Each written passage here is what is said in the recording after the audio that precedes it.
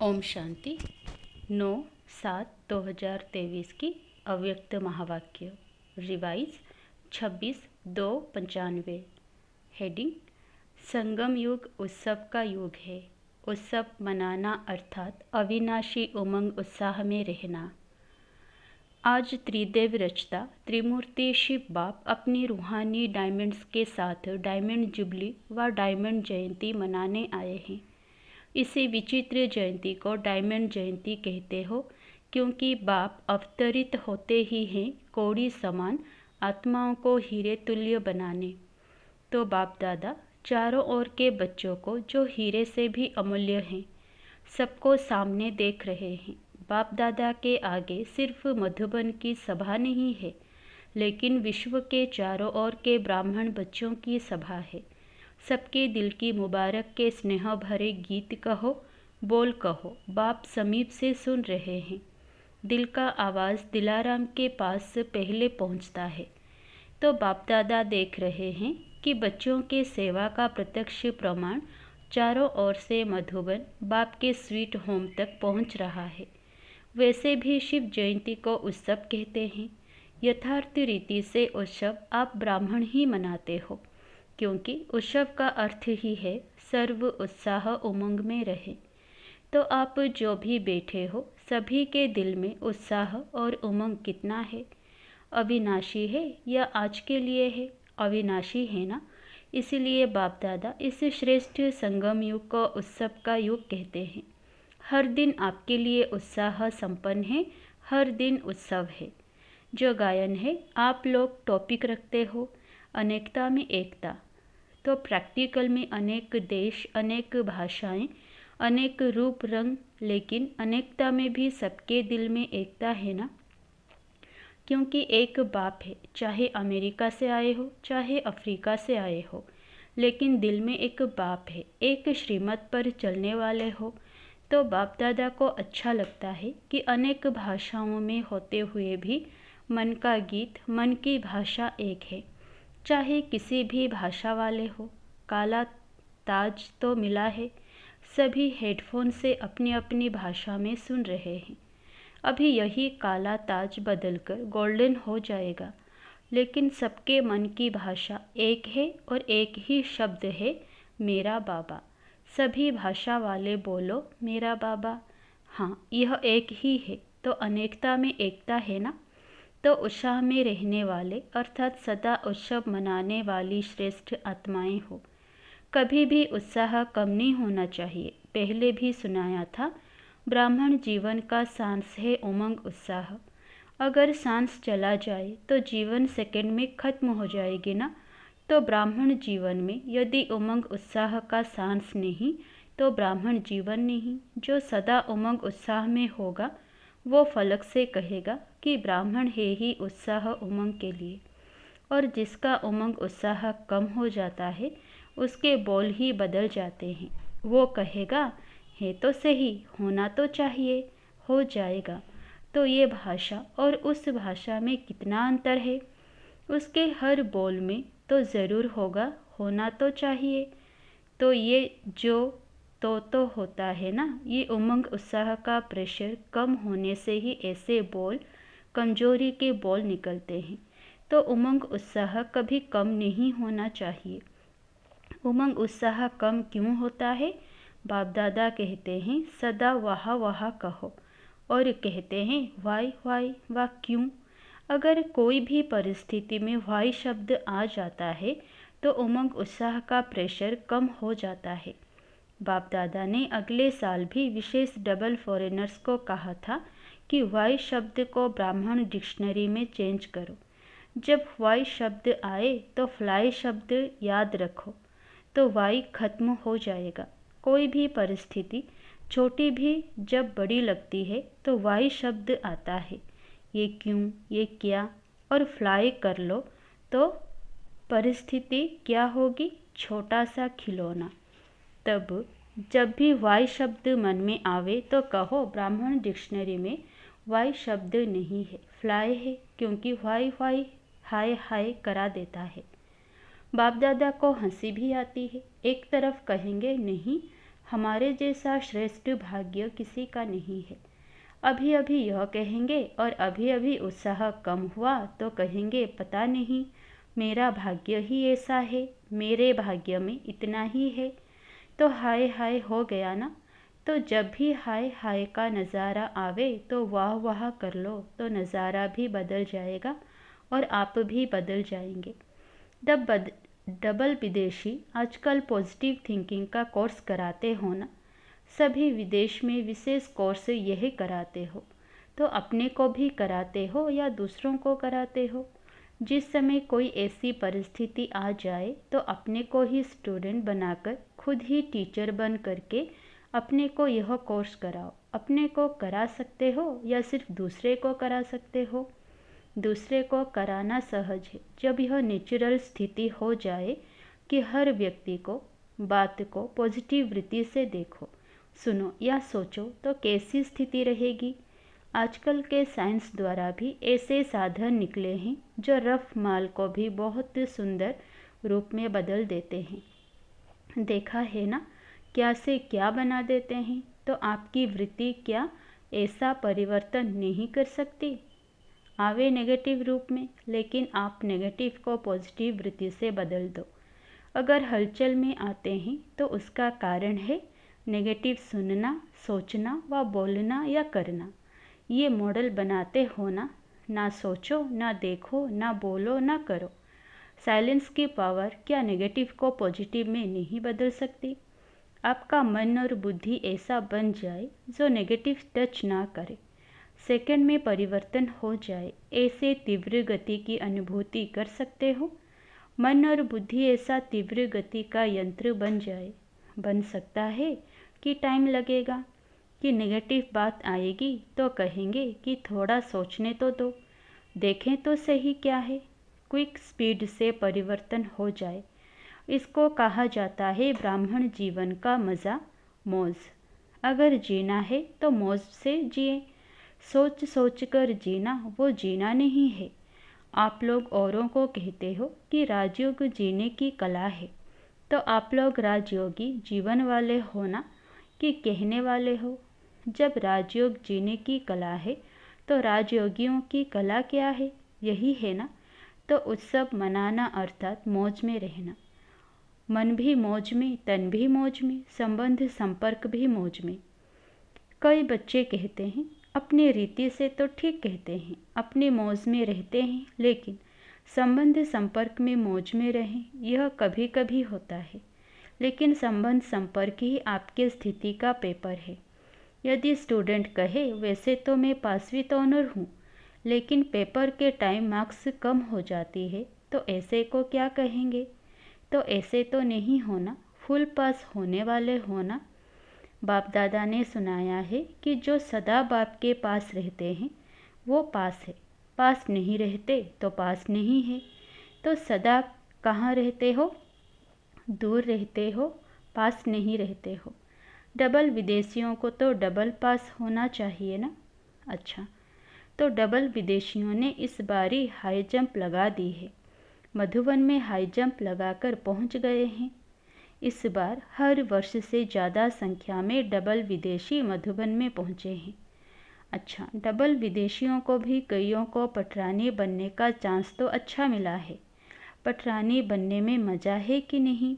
आप लोगों की तो अटैची इतनी है जो उस पर ही सो सकते हैं, क्योंकि एक बड़ी लाते हैं, एक छोटी लाते हैं, तो छोटी को तकिया बनाओ, जगह बच जाएगी ना।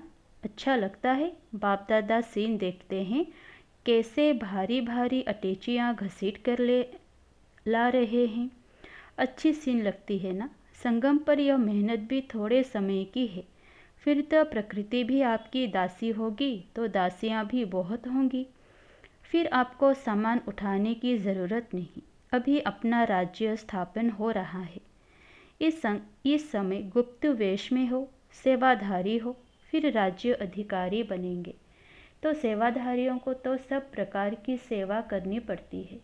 जितनी अभी तन मन धन और संपर्क से सेवा करते हो, उतना ही वहाँ सेवाधारी मिलेंगे। सबसे पहले तो ये प्रकृति के 5 ही तत्व आपके सेवाधारी बनेंगे। अपना राज्य भाग्य स्मृति में है ना।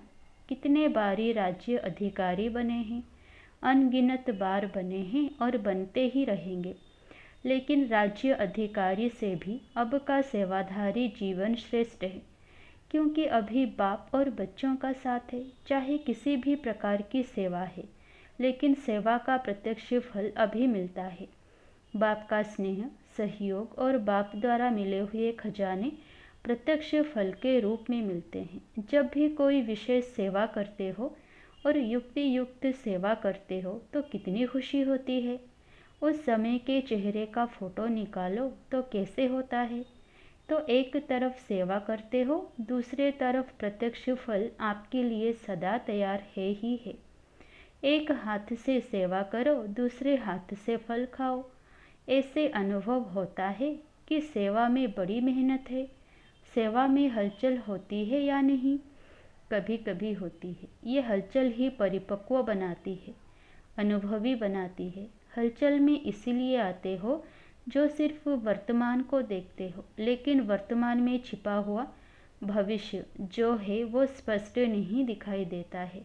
इसीलिए हलचल में आ जाते हैं। कोई भी बड़े से बड़ी नाजुक परिस्थिति वास्तव में आगे के लिए बहुत बड़ा पाठ पढ़ाती है। परिस्थिति नहीं है, लेकिन वह आपकी टीचर है।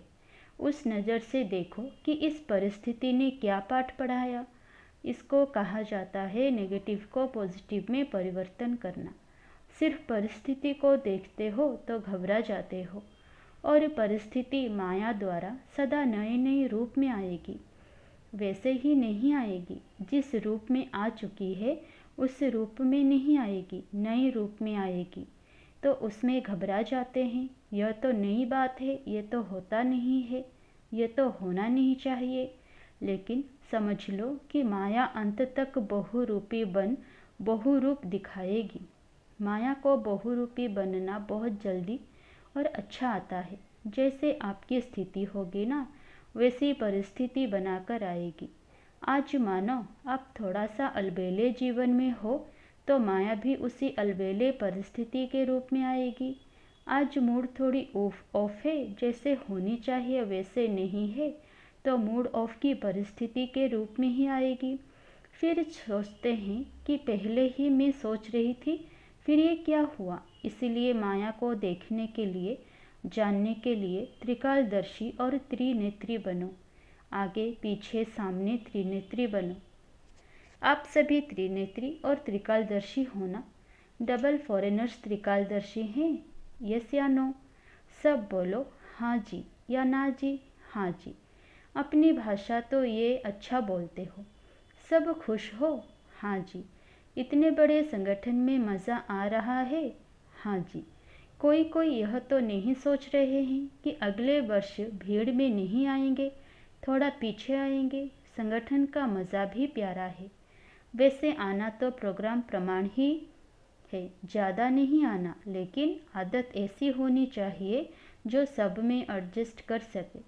एडजस्ट करने की पावर सदा विजयी बना देती है। ब्रह्मा बाप को देखा तो बच्चों से बच्चा बनकर एडजस्ट हो जाता, बड़ों से बड़ा बनकर एडजस्ट हो जाता। चाहे बेगरी लाइफ, चाहे साधनों की लाइफ, दोनों में एडजस्ट होना और खुशी खुशी से होना, सोचकर नहीं। यहाँ दुखी तो नहीं होते हो, लेकिन खुशी के बजाय थोड़ा सोच में पड़ जाते हो। ये क्या हुआ, कैसे हुआ? तो सोचने वाले को एडजस्ट होने के मज़े में कुछ समय लग जाता है। अपने को चेक करो कि कैसे भी परिस्थिति हो, चाहे अच्छी हो चाहे हिलाने वाली हो, लेकिन हर समय हर सर्कमस्टेंस के अंदर अपने को एडजस्ट कर सकते हैं। डबल फॉरेनर्स को अकेलापन भी अच्छा लगता है और कंपेनियन भी बहुत अच्छे लगते हैं, लेकिन कंपनी में हो या अकेले हो, दोनों में एडजस्ट होना, यह है ब्राह्मण जीवन। ऐसे नहीं संगठन हो और माथा भारी हो जाए, नहीं। मुझे एकांत चाहिए, ये घमसान में नहीं।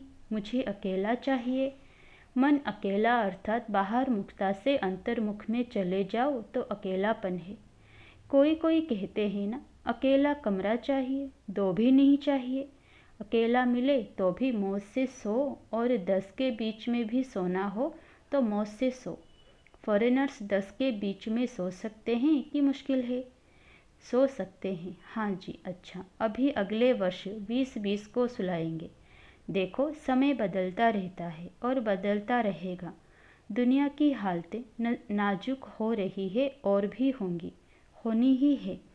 अभी सिर्फ एक स्थान पर अलग अलग होती है, आखिर में सब तरफ इकट्ठी होगी। तो नाजुक समय तो आना ही है। समय नाजुक हो लेकिन आपकी नेचर नाजुक नहीं हो। कईयों की नेचर बहुत नाजुक होती है ना। थोड़ा सा आवाज़ हुआ, थोड़ा सा कुछ हुआ तो डिस्टर्ब हो गए। इसको कहते हैं नाजुक स्थिति, नाजुक नेचर। तो नाजुक नेचर नहीं हो, जैसा समय वैसा अपने को एडजस्ट कर सको। ये अभ्यास आगे चलकर आपको बहुत काम में आएगा, क्योंकि हालातें सदा एक जैसी नहीं रहनी है।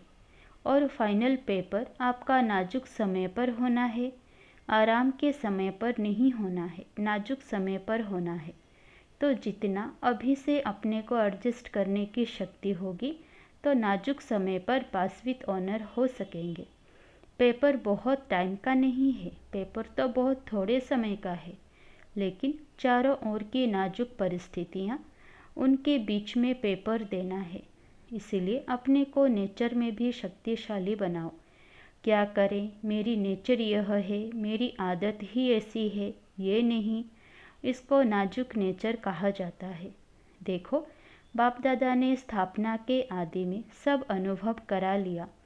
जब आदि हुई तो राजकुमार और राजकुमारियों से भी ज़्यादा पालना, साधन सब अनुभव कराया, और आगे चलकर बेगरी लाइफ का भी पूरा अनुभव कराया। तो जिन्होंने दोनों अनुभव किया, उनकी आदत बन गई। तो आप लोगों के आगे तो ऐसा समय आया नहीं है, लेकिन आना है। जहाँ भी रहते हो सभी हिलने हैं, सब आधार टूटने हैं। तो ऐसे टाइम पर क्या चाहिए? एक ही बाप का आधार। आप लोग तो बहुत बहुत लकी हो, जो आने का समय आपका सहज साधनों का है। सहज साधनों के साथ साथ आपका ब्राह्मण जन्म है।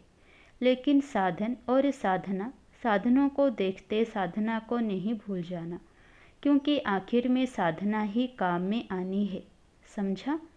अच्छा, चारों ओर के अमूल्य विशेष रत्नों को सदा हर दिन उत्साह से उत्सव मनाने वाली श्रेष्ठ आत्माओं को, सदा स्वस्थिति और सेवा के उन्नति में बैलेंस रखने वाली ब्लेसिंग्स के अधिकारी आत्माओं को, सदा परिस्थिति को सहज पार करने वाली ऐसे अचल अडोल महावीर आत्माओं को बाप दादा का याद प्यार और नमस्ते।